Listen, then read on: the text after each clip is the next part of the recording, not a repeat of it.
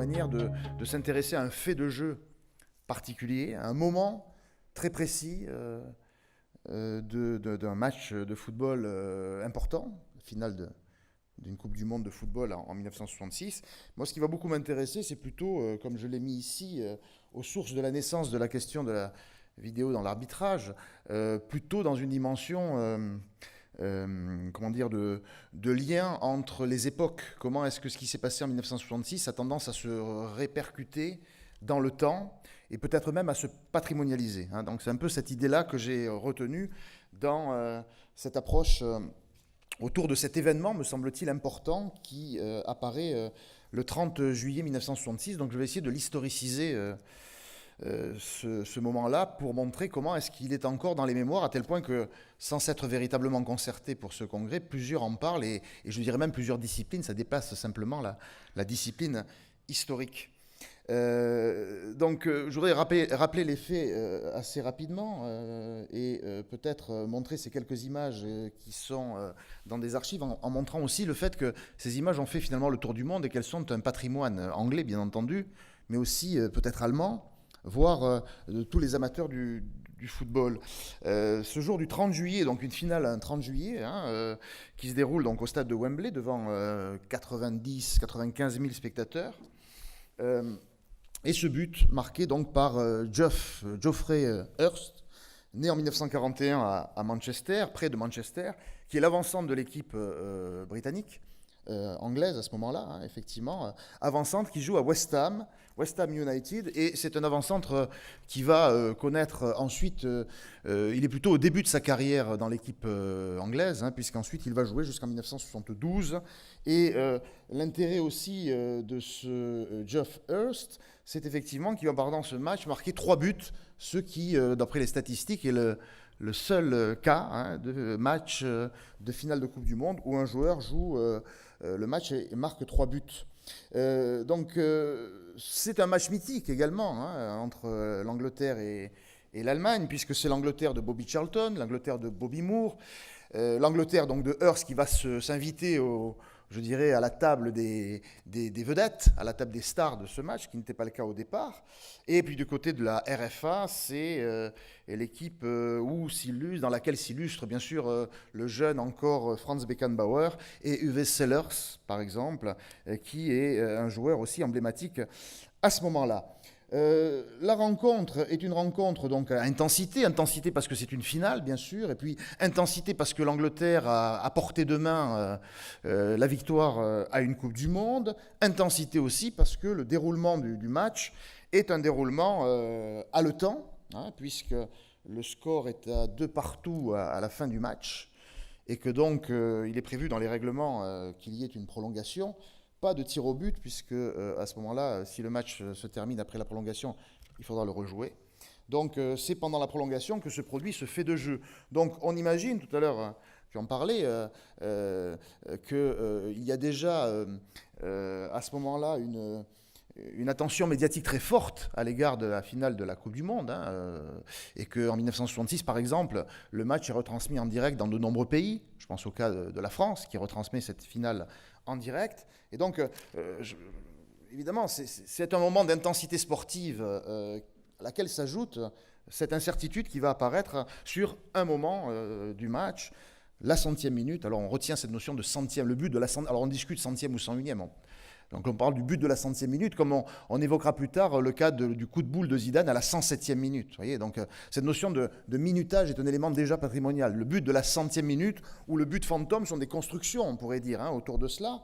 Donc le but de la 100e minute, lorsque donc sur une passe de Alan Ball, qui donc donne le ballon à Hurst dans la surface de réparation, celui-ci en déséquilibre, je vous le narre et puis ensuite je vous le montrerai, hein, celui-ci en déséquilibre parvient néanmoins à frapper au but, à frapper puissamment au but, et donc le ballon va monter, il frappe la barre transversale, qui est une barre ronde, effectivement, il retombe sur la ligne, ou presque, c'est tout ce ou presque qui pose problème.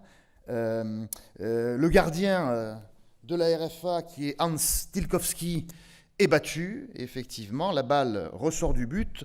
Un défenseur l'envoie immédiatement en corner et toute la question reste posée à ce moment-là, une confusion qui sera d'ailleurs rapidement dissipée, de savoir si la balle est retombée sur la ligne ou juste derrière la ligne. Donc je ne vais pas revenir sur ce que mon collègue a dit au niveau des règlements, prouvant effectivement que le football, malgré le fait de vouloir réduire aujourd'hui les aléas, est une science inexacte, d'une certaine manière, et que peut-être on pourrait discuter de ça après dans le débat, que toute technologie aidant, l'aléa restera toujours là, j'en ai la conviction. Eh bien, effectivement, il faut que que tout le diamètre du ballon soit passé, doit avoir franchi la ligne de but pour que le but soit accordé. Donc, dans ce contexte-là, il faut que l'arbitre réagisse. Et l'arbitre suisse, dont on a ici quelques images, eh bien, l'arbitre suisse Gottfried Dienst, hésitant, va douter sur les quelques secondes qui suivent ce but. Et en fait, ce qui va le faire pencher dans la décision, c'est le caractère plus affirmatif du juge de ligne, du juge de touche, qui s'appelle donc Bakramov, qui est, on l'appellera le juge de ligne soviétique. Plutôt en anglais, il est connu comme étant the Russian linesman, effectivement, qui indique, lui, avec une certaine assurance, que le but est bien accordé, que le ballon est bien rentré. Le voilà, ici, ce juge de ligne soviétique, Tofik donc Bakramov, qui est donc, semble-t-il, très assuré de cette phase de jeu, le but étant accordé. Les Allemands protestent, le but est accordé malgré ces protestations. La fin du match se déroule selon un processus assez classique. Les Allemands tentent d'égaliser par tous les moyens et font un pressing dans les 20 dernières minutes qui vont se dérouler pour essayer effectivement d'arracher que le match soit éventuellement rejoué. Mais finalement, à la toute dernière seconde, Hurst, dans une contre-attaque, va marquer le 4e but de la rencontre. Un 4e but de la rencontre qui est assez intéressant aussi. Tout à l'heure, je vous montrerai une image, parce qu'il y a une sorte de confusion à la fin du match, et à la 120e minute, lorsqu'il marque le but, ce qui est curieux, c'est qu'on voit des spectateurs qui sont en train d'envahir le terrain. Et donc il marque alors qu'il y a 3, 4, 5 spectateurs qui sont sur le terrain en train de rentrer pour célébrer la victoire anglaise. Donc voilà les faits, assez sommairement présentés. Et donc je crois que c'est le point de départ d'une histoire, de l'une des histoires les plus célèbres du football mondial, peut-être de l'une des plus célèbres histoires de la Coupe du Monde, qui fait partie de la légende et qui va, à partir de là, faire partie de multiples rétrospectives. Quand on fera, à partir des années 70, à chaque Coupe du Monde, on remontre cet épisode si emblématique, et évidemment qui nourrit des récits, parce qu'il y a là matière à raconter. Je crois que l'histoire du football est faite aussi de ces récits mythifiés que l'on rejoue à travers le temps. Voilà ce qui m'a intéressé dans vous voyez, en complément avec d'autres questionnements dans cette affaire. Et évidemment avec parfois des rebonds étonnants qui m'ont amené à un peu vagabonder autour de cet événement dans la manière dont il se reformule jusqu'à aujourd'hui. Parce qu'effectivement, tu parlais de discussions qui ne sont certainement pas terminées. C'est ça aussi qui est intéressant. Donc, ça va notamment beaucoup servir la cause des partisans du système à l'arbitrage sur la ligne de but, dont il a été question, même si évidemment, en 1966, il n'en est absolument pas question. Et que quelque part derrière tout ça se pose la question de l'histoire de la technologie autour du football, et notamment de l'utilisation de la technologie par les arbitres, dont le débat s'est développé autour de ça.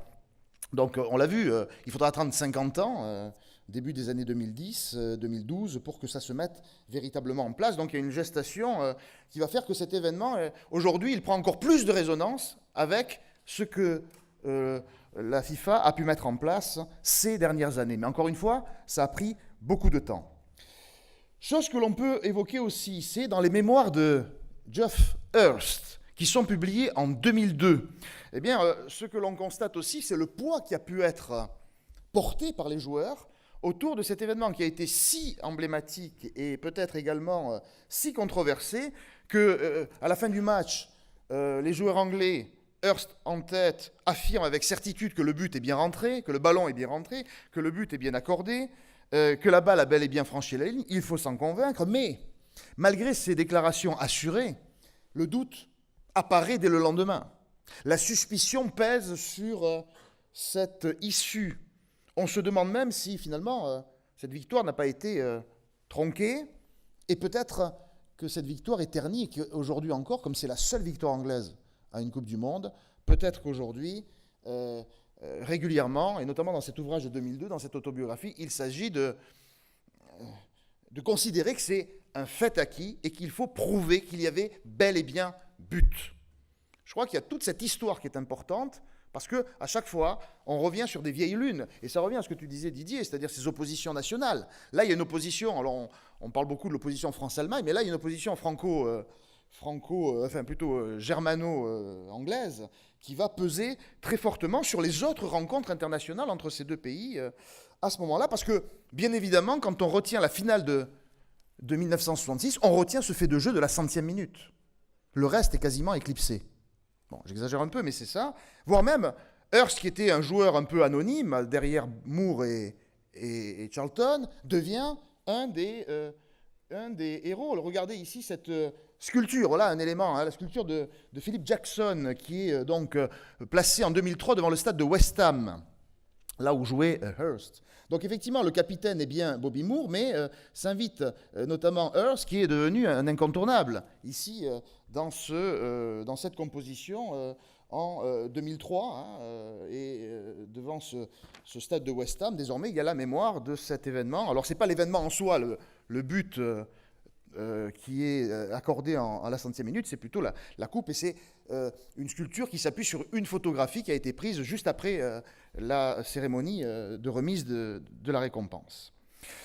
Lorsqu'on regarde les images de cette époque, je vais vous les remontrer si j'ai quelques minutes. Je vais vous montrer effectivement la manière dont c'est vu du côté français, parce que j'ai les images de l'INA. Alors évidemment, c'est une manière un peu franco-centrée de voir les choses, mais ça m'a semblé intéressant de voir effectivement comment ça les arrangerait, car maintenant, c'était un coup de dé au début de la deuxième mi-temps, maintenant c'est encore plus qu'un coup de dé, c'est vraiment le coup de chance intégral qui peut faire basculer le match. Centre de ball, attention à bout portant, Hurst, but!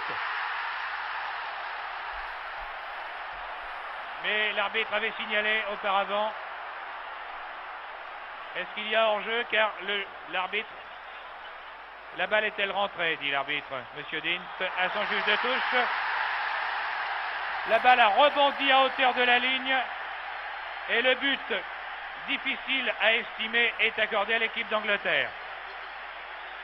Vraiment, c'est très très difficile à estimer là, car la balle a rebondi vraiment pratiquement sur la ligne blanche. Alors allez voir de quel côté elle se trouvait vraiment. J'admire le juge de touche d'être aussi catégorique. De toute façon, c'est un avantage qui peut être décisif pour l'équipe d'Angleterre.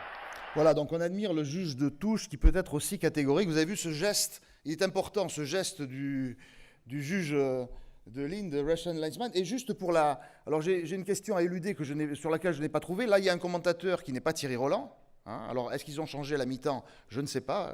Si certains le savent, ils pourront me renseigner. Mais j'ai l'image du dernier but, juste pour vous montrer cet épisode un peu étrange de la dernière minute, qui nous permettra de voir que là, désormais, c'est à la manette plutôt Thierry Roland qui commente pour le même match. Hodges. Schultz. Moore. Hunt. Donc l'arbitre s'apprête à siffler la fin du match. Voilà. Alors que l'arbitre consulte son chronomètre. Alors on pense qu'il va siffler, il ne siffle pas. Moore. Il y a une dernière contre-attaque, il n'y a plus de défenseur allemand, puisqu'il y a un joueur à droite. Tout seul, et vous voyez les spectateurs qui sont sur le terrain. Marque voilà. Le but. Le 4e but alors qu'il restait 5 secondes à jouer. Hurst réussit le 4e but en plaçant un tir percutant dans la lucarne. Vous voyez, c'est là. Vous voyez les spectateurs qui sont sur le côté, ici. Hurst tout seul. Voilà, on voit ici, vous voyez, des gens qui sont en train d'envahir le terrain alors que le but va être marqué. Bon, voilà un fait de jeu qui nous ramène aussi à la manière dont on tient les spectateurs en respect par rapport à ça. Bon, donc... ces images montrent que déjà la question se pose ici, et il y a bien entendu une décision qui est ici forcément aléatoire, on pourrait dire, et une décision qui va mettre en avant tout l'enjeu, qui est la décision de l'arbitre, et qui va provoquer une réflexion autour de comment l'arbitre peut-il être plus juste dans ses décisions. la question que je me pose d'une certaine manière et qui pourrait être mise au débat, c'est est-ce que l'arbitre est plus juste aujourd'hui grâce à la technologie ? Je pense que les débats sur l'arbitrage ne sont pas éteints et ne le seront pas en améliorant la technologie. Me semble-t-il, l'injustice est partie prenante du football, je dirais même de la vie, sans être un philosophe. Et notamment, je retiens cette notion d'arbitrage à la maison. Il était très souvent... Aujourd'hui, on en parle moins, j'ai l'impression, de cette notion d'arbitrage à la maison, alors que dans ces époques-là, il n'était pas rare de privilégier le club qui recevait, de privilégier la nation qui recevait à la Coupe du Monde, comme ça a été considéré à cette époque-là. La notion d'arbitrage à la maison a un peu disparu à partir des années 90-2000. En tout cas, c'est vrai que l'apparition de la vidéo me semble être aussi un élément qui peut être mis en débat par rapport à la technologie qui est dans le stade, notamment le coup de boule de Zidane en 2006. On sait bien que l'arbitre, s'il en a eu vent, c'est parce que ses assistants l'ont vu sur les écrans et que quelque part la décision a été tributaire de cela. Donc ça pose effectivement un véritable problème. Donc ce que je voudrais dire en peu de temps, c'est les différents rejeux de cet épisode de 1966 qui m'ont amené dans quelques dimensions. Ça m'a amené à m'interroger sur ce ligne de touche qu'on appelait le ligne de touche soviétique, l'arbitre de touche, soviétique. Le rejeu, c'est de s'intéresser à cet arbitre de touche, pas tellement à l'arbitre suisse Diens, qui va finalement être un peu oublié. En revanche, on va retenir dans les mémoires l'arbitre de touche, the Russian linesman, effectivement, qui est en fait un juge de ligne azéri-azerbaïdjanais, qui à l'époque était évidemment sous possession soviétique, sous domination soviétique, une des provinces de l'URSS, une des républiques plutôt de l'URSS pour être juste. Et j'ai trouvé intéressant que ce soit à un juge de ligne que le nom du stade le plus important de Bakou en Azerbaïdjan et le nom de, donc, effectivement, Taoufik Bakramov, et que je crois que c'est le seul juge de ligne qui a donné son nom à un stade, d'une certaine manière. Je ne sais pas s'il y a d'ailleurs un stade qui a le nom d'un arbitre, peut-être, ça existe, je ne sais pas. Mais en tout cas, j'ai été frappé par cela. Il a donné son nom à ce stade, lui qui est né en 1925, qui est mort en 1993. Il est mort à un moment important puisque c'est le moment où l'Azerbaïdjan acquiert l'indépendance en 1991. Et donc lorsque ce stade existait déjà, c'était d'abord le stade de Staline, et puis ensuite, après Staline, on l'a rebaptisé Stade Lénine. Eh bien, ce stade de 30 000 places va prendre en 1993 à sa mort le nom de Taoufik Bakramov. Et ce qui est intéressant, évidemment, c'est que le pays qui se cherche des héros va trouver ce juge de ligne qui a défrayé la chronique en 1966. C'est-à-dire qu'on se rappelle de cet épisode jusque dans l'Azerbaïdjan, puisque ça a été un fait d'armes.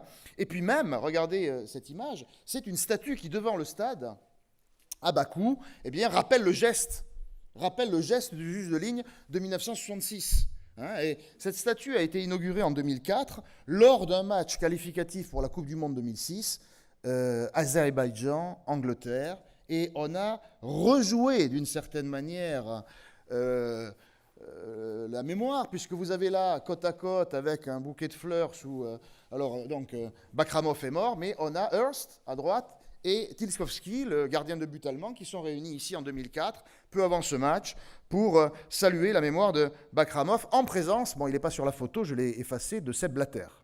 Donc effectivement, il y a une cérémonie du souvenir ici, et Bakramov restera donc une icône, et notamment une icône pour les supporters anglais, puisque lorsqu'ils vont aller à Bakou pour assister à ce match, il y aura une cérémonie en son honneur, et ils iront même fleurir la tombe du juge de ligne. Donc voilà un élément intéressant qui montre que l'on a considéré Bakramov comme une sorte de figure incontournable. Voilà Hearst, encore une fois, ici, dans cette dimension de mémoire et de souvenir. Bien, alors ça c'est le premier rejeu. Le second, tu l'as aussi évoqué, c'est étrangement le retour de l'histoire lors du match du 27 juin 2010 à Bloemfontein. Donc effectivement, ce match Angleterre-Allemagne, du 8e de finale de la Coupe du Monde 2010. Donc on n'est pas en finale, mais on est quand même dans une phase finale où l'histoire revient à l'envers. Et évidemment, ce rejeu ne peut être qu'intéressant lorsque le but valable, cette fois-ci, est refusé à Frank Lampard, un but parfaitement valable, lorsque l'Allemagne mène 2-1 et ça aurait permis l'égalisation. Bon, effectivement, les Allemands vont gagner finalement 4-1 et éliminer une Allemagne décevante. Mais si Lampard avait marqué, et si ce but avait été accordé, on peut penser que les Anglais aurait pu rester dans la partie. Ce but est refusé par l'arbitre uruguayen Jorge Lariola, après avoir consulté le juge de ligne. Alors je voudrais juste vous montrer un extrait de un reportage plutôt, puisque effectivement, comme tu le dis, cet épisode de 2010 a permis de se rappeler qu'il avait existé à l'envers l'épisode de 1966 et que quelque part, cette situation a lancé, ou plutôt relancé, l'idée de l'arbitrage assisté. Alors voilà le journal télévisé de l'époque. Nous sommes le 28 juin 2010 et on évoque donc cet épisode du match Angleterre-Allemagne. L'Allemagne et l'Argentine seront opposées en quart de finale. Deux nations qui ont bénéficié hier d'une erreur d'arbitrage. Sur ce tir de Lampard, l'Angleterre aurait dû égaliser à 2 partout contre l'Allemagne. A l'inverse, le but de Tevez contre le Mexique est entaché d'un hors-jeu, plus facile à voir avec le ralenti. Alors faut-il utiliser la vidéo pour aider les arbitres? Est-ce que le ballon est entré ou pas? C'est un fait. Il est rentré, le but est valable. Il n'est pas rentré, le but n'est pas accordé. Il s'agit d'un fait. Pour le reste, lorsqu'il s'agit de jugement ou d'interprétation, je crois que la vidéo n'apportera rien de plus à notre football. Aujourd'hui, d'autres sports utilisent la vidéo avec réussite. Je crois qu'utiliser la technologie en sport est un bonus. Je suis fan de cricket et de tennis et je pense que cela a été une bonne chose d'ajouter un arbitre ou des machines qui bipent à Wimbledon. Coïncidence, les matchs de l'Angleterre en Coupe du Monde ont plusieurs fois été entachés d'erreurs d'arbitrage. 1966, l'Angleterre bat l'Allemagne en finale avec un but litigieux de Hurst. 20 ans plus tard, l'Angleterre est victime d'une erreur de M. Benasser qui ne voit pas la main de Maradona. Joueurs, entraîneurs, supporters, arbitres, une majorité de personnes est pour l'usage de la vidéo. Sepp Blatter, président de la Fédération internationale, et Michel Platini, président de l'Union européenne de football, sont contre. Ils sont contre au nom de l'universalité du football. Ils estiment que ça ferait un football à 2 vitesses. Mais il existe déjà le football à 2 vitesses. On a un football amateur et un football professionnel, ce n'est pas les mêmes enjeux. Aujourd'hui, la presse britannique se déchaîne sur l'arbitrage. Pas de quoi faire évoluer la philosophie de la Fédération internationale de football. Ce matin, la FIFA confirme qu'elle n'ouvrira pas le débat sur l'arbitrage. Voilà, donc on est en 2010, les choses ont beaucoup changé depuis, mais je crois que cet épisode a été important et il s'inscrit dans le passé de 66, puisque vous avez vu, à chaque fois sur ce sujet, on rappelle des épisodes évidents de l'époque. Alors, justement, le troisième rejeu, et puis j'en aurai un dernier, mais très rapide, c'est effectivement le fait que cet épisode de 1966 va, à plusieurs reprises, faire l'objet d'études nouvelles en fonction des nouveautés de calcul potentiel entre 66 et les années qui vont suivre. Par exemple, quelques mois après, oui, j'oubliais qu'en 2010, si les Anglais sont en colère, les Allemands vont considérer que c'est la revanche, que c'est le juste retour des choses et que quelque part on a vengé. C'est le cas du journal Bild Zeitung qui va justement le lendemain considérer qu'en titre « Vengeance » par rapport à 66.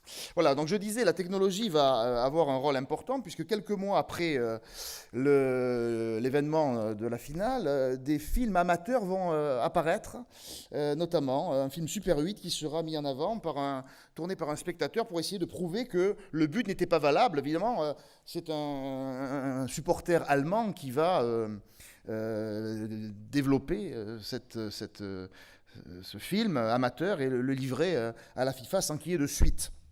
Plus tard, bien plus tard, des étudiants d'un laboratoire de biomécanique à Oxford en 1995 et 1996, j'ai le document en PDF, vous l'avez sur Internet, à travers des calculs très très compliqués, vont mener une étude pour essayer de prouver que finalement, la conclusion, c'est que le ballon a franchi la ligne de but, mais pas entièrement, qu'il manque 7,6 cm.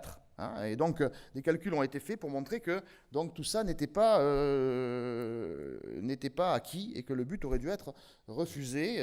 Donc 1995-96, 1998, un producteur israélien de logiciels fait une étude également sur ordinateur affirmant que la balle a bien franchi la ligne. Donc, vous voyez, on va convoquer toute une série d'éléments techniques en fonction des épisodes pour arriver à quelque chose comme un résultat qui pourrait attester définitivement le fait que le but a été marqué ou qu'il n'a pas été marqué. Le dernier épisode en date, je ne l'ai pas prévu puisqu'on avait prévu la séance avant, eh bien c'était au tout début de l'année 2016 par la chaîne de télévision britannique Sky Sport.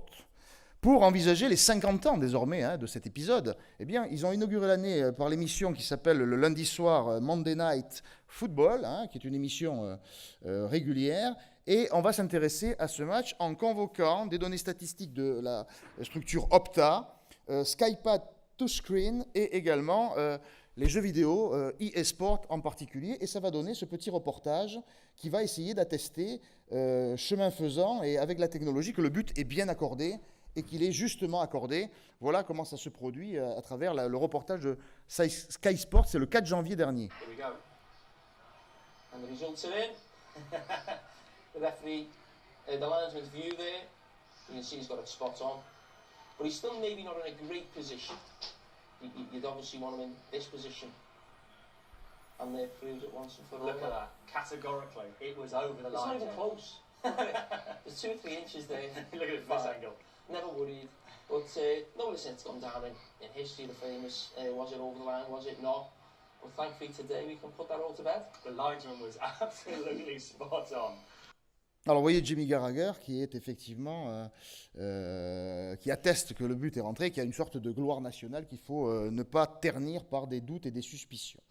Voilà, donc c'est, me semble-t-il, jamais véritablement terminé. Et je voudrais, moi, terminer mon propos par une dernière dimension. Donc on voit ici, vous voyez, cet appel aux jeux vidéo qui, quelque part, pourront aider dans le futur, à apporter de nouveaux éléments de polémique. Rien n'interdit les Allemands de proposer une contre-proposition. Je voudrais terminer par un dernier jeu rapide, c'est à travers l'art. Et à travers les productions artistiques. J'ai cherché, peut-être pas suffisamment, mais j'ai quand même trouvé 2 manifestations de création artistique autour de l'événement de 1966, qui sont plutôt du côté des designers, justement. Et ça me semble intéressant, parce que quelque part, cet événement va plutôt provoquer des éléments concernant les lignes, concernant le design, concernant la traduction artistique à ce titre-là. Voilà ici un Australien qui s'appelle Nick Barclay, qui est à Sydney. Il a ouvert un cabinet de design, Nick Barclay Design, qui a proposé en 2014, vous voyez, donc c'est très récent, une série sur les grands moments de la Coupe du Monde. Et dans ces grands moments, vous avez, voilà, ici, alors lui, il opte plutôt pour le non-franchissement, mais c'est plutôt de l'art, donc on ne va pas prendre parti. Hearst, England, 1966, voilà comment est-ce qu'il traduit cet événement.